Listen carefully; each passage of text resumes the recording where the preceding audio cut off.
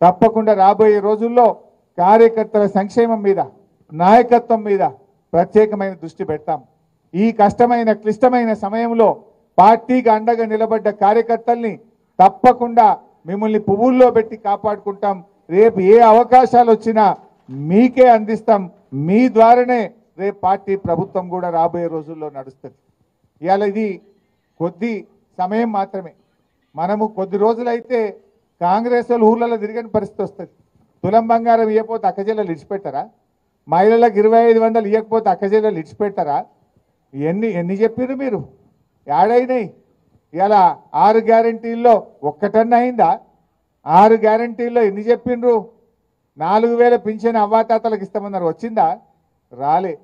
2500 మహిళలకు వచ్చిందా? రాలే. అదేవిధంగా రైతు భరోసా 7500 ఇస్తామన్నారు, వచ్చిందా? రాలే. పేదలకు 5 లక్షలు ఇచ్చి ఇండ్లు ఇస్తాం ప్రతి ఒక్కరికన్నారు, వచ్చిందా? ఒక్కరికన్నా ఇండ్లు రాలే.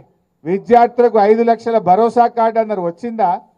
ఆడపిల్లలకు స్కూటీలు అన్నారు, వచ్చిందా? తులం బంగారం వచ్చిందా? ఏది రాలే. రేపు ఎన్ని రోజులు నడుపుతారు? మా అంటే 6 నెలలు, ఏడాది గడుపుతారు. ఏడాది తర్వాత జనం విడిచిపెడతారా? ఏ ముఖం పెట్టుకొని ప్రజలకు వస్తారు? మీరు ఇచ్చిన హామీ ఒక్కటన్నా సరిగ్గా అమలు చేసిండ్రా? ఏ ఒక్కటి జరిగింది? బస్సు తప్ప అంత తుస్సే. ఆ బస్సులు అన్ని లొలులే. అది తప్ప మీరు చేసింది ఏంటని నేను అడుగుతా ఉన్నా. ఇలా ప్రజలు గమనిస్తూ ఉన్నారు. ఆ కళ్యాణ లక్ష్మి చెక్కులు కూడా 7 నెలలు రాక, గ్రామ పంచాయతీలో పనిచేసే పారిశుద్ధ్య కార్మికులకు 8 నెలలు జీతాలు రాక పరిశాన్ అవుతున్నారు వాళ్ళంతా. 7 నెలల నుంచి కళ్యాణ లక్ష్మి చెక్కులు ఈ గవర్నమెంట్ వచ్చినప్పటి నుంచి చెక్కులు రాని పరిస్థితి, ఇలా ఆగిపోయినటువంటి పరిస్థితి కనబడుతుంది. స్కూళ్ళల్లో మధ్యాహ్న భోజన కార్మికులకు 8 నెలలకెళ్ళి బిల్లులు రానటువంటి పరిస్థితి ఉంది. పరిపాలన అంతా స్తంభించిపోయింది. అస్తవ్యస్తంగా ఉన్నటువంటి పరిస్థితి ఉంది. ప్రజలు ఒక్కొక్కటిగా గమనిస్తూ ఉన్నారు. ఏడాది 2 ఏళ్ల వరకు పాలేందో నీళ్ళేందో తేలుతుంది. సో అప్పుడు డెఫినెట్గా ప్రజలు మళ్ళీ చూసేది అవి స్థానిక సంస్థల ఎన్నికలైనా, భవిష్యత్తులో అసెంబ్లీ ఎన్నికలైనా తప్పక మళ్ళీ టీఆర్ఎస్ పార్టీకి ప్రజలు బ్రహ్మరథం కడతారు. ఈ 6-7 నెలలు ఏడాది మనం కొంచెం గట్టిగా పనిచేసుకుంటే తప్పకుండా రాబోయే రోజుల్లో భవిష్యత్తు మనకే ఉంటుంది.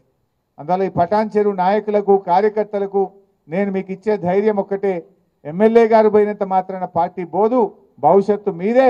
మళ్ళీ పటాన్ చెరువు మీద ఎగిరే జెండా గులాబీ జెండనే. మంచి నాయకత్వం ఉంది, మంచి కార్యకర్తలు ఉన్నారు ఇవాళ. ఎందుకంటే ఆనాటి కాంగ్రెస్ పాలనలో ఇదే పటాన్ చెరువులో పరిశ్రమలకు వారానికి 2 రోజులు పవర్ హాలిడే. కేసీఆర్ వచ్చినాకనే పవర్ హాలిడే పోయింది. 24 గంటల కరెంటు పరిశ్రమలకు ఇచ్చినాం, రైతులకు ఇచ్చినాం, గృహ అవసరాలకు ఇచ్చినాం. ఇవాళ ఏం జరుగుతుందో కూడా ప్రజలు గమనిస్తూ ఉన్నారు. సో అన్ని విషయాలు కూడా ప్రజలు చూస్తారు. కొద్దిగా టైం, ఓ ఏడాది 2 ఏళ్ళు అయితే పాలేందో నీళ్ళేందో తెలుస్తుంది. ప్రజలకు మంచి చెడు ప్రజలే గుర్తిస్తారు. మన మంచితనాన్ని, మన పనితనాన్ని ప్రజలు తప్పకుండా గుర్తిస్తారు.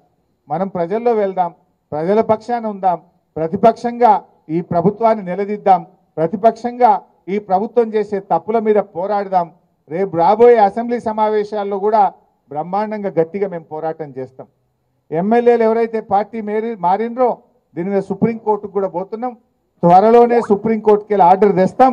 మళ్ళీ ఈ రాష్ట్రంలో బై ఎలక్షన్లు వస్తాయి. తప్పకుండా పార్టీ మారిన నియోజకవర్గాల్లో ఉప ఎన్నిక వస్తుంది. దానికి మనం అందరం కూడా తయారు కావాల్సిందే. 1 నెల అటో ఇటో ఉప ఎన్నిక తప్పదు. పార్టీ మారిన చోట సుప్రీంకోర్టులో రాజ్యాంగ ధర్మాసనం యొక్క తీర్పు ఉన్నది. 3 నెలల్లోగా స్పీకర్ నిర్ణయం తీసుకోవాలని. ఇప్పటికే మనం హైకోర్టులో కేసు వేసినాం. త్వరలోనే సుప్రీంకోర్టుకు పోతా ఉన్నాం. సుప్రీంకోర్టు నుంచి ఆర్డర్ తెస్తాం. వీళ్ళందరినీ డిస్క్వాలిఫై చేపించి ఈ రాష్ట్రంలో పార్టీ మారిన నియోజకవర్గాల్లో ఉప ఎన్నికలు తథ్యం.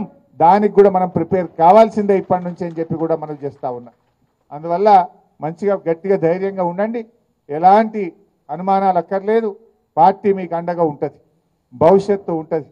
మీరు గౌరవ కార్పొరేటర్లు, మున్సిపల్ చైర్మన్లు, పార్టీ చాలామంది ఉద్యమకారులు, సీనియర్ నాయకులు, కోఆపరేటివ్ చైర్మన్లు, సర్పంచులు, ఎంపీటీసీలు ఎంతోమంది నాకు కనబడతా ఉన్నారు. త్వరలో నేను మళ్ళీ టైం ఇస్తా. యాక్చువల్గా నేను ఇది నిన్న సాయంత్రం చెప్పి ఇవాళ వచ్చిన, నేను టైం ఇవ్వలే. నేను ఆదర్శ వచ్చి ఇంటికి వచ్చిపోతా, ఛాయ్ తాగుతా, ఓ 10-20 మంది ముఖ్యులం పిలువు తమ్మి అన్న. కానీ చూస్తే మీరు దాదాపు 1000 మంది వచ్చేసింది. మరి ఇంకా మిగతా మాకు